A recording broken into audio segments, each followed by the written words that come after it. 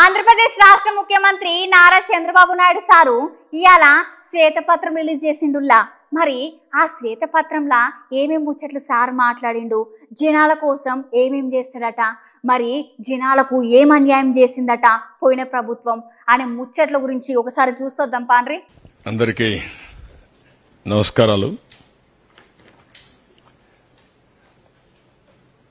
ప్రభుత్వం ఇవ్వదలుచుకున్న 7 white papers లో ఆ సిరీస్ లో రెండోది. ముఖ్యంగా అమరావతి, ఒక అమరావతి ప్రాజెక్టు, దాని ఇంపార్టెన్స్ ఏంటి, అదేవిధంగా ఈరోజు ఆ ప్రాజెక్టుని ఏ విధంగా నిర్వీర్యం చేశారు, ఏ విధంగా విధ్వంసం చేశారు, నేను అన్ని చెప్పిన తర్వాత మళ్ళీ ఒకసారి ఎక్స్ప్లెయిన్ చేస్తాను. మొట్టమొదటిసారిగా మీరు ఒకసారి చూస్తే నెక్స్ట్ అమరావతి పేరు రావడం అది కోఇన్సిడెన్స్ కావచ్చు, కానీ ఓసారి చరిత్ర, దీంట్లో చాలా సెంటిమెంట్ కూడా ఉంది.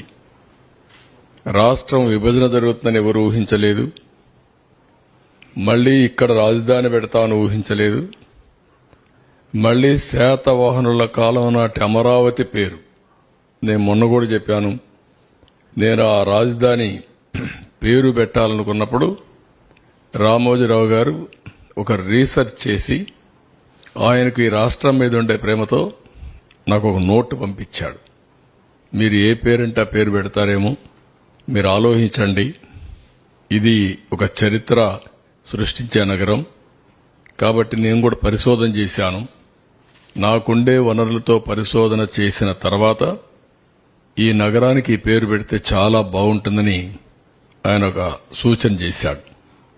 సూచన చేసిన తర్వాత నేను కేబినెట్లో 10 మందితో డిస్కస్ చేశాను. 10 మందికి 10 మంది యాక్సెప్ట్ చేశారు. దీన్ని బయట పెడితే 100 మందికి 100 మంది యాక్సెప్ట్ చేశారు. అంటే ఏమాత్రం కాంట్రవర్సీ లేకుండా యునానిమస్ గా అమరావతి పేరుని యాక్సెప్ట్ చేయడం జరిగింది.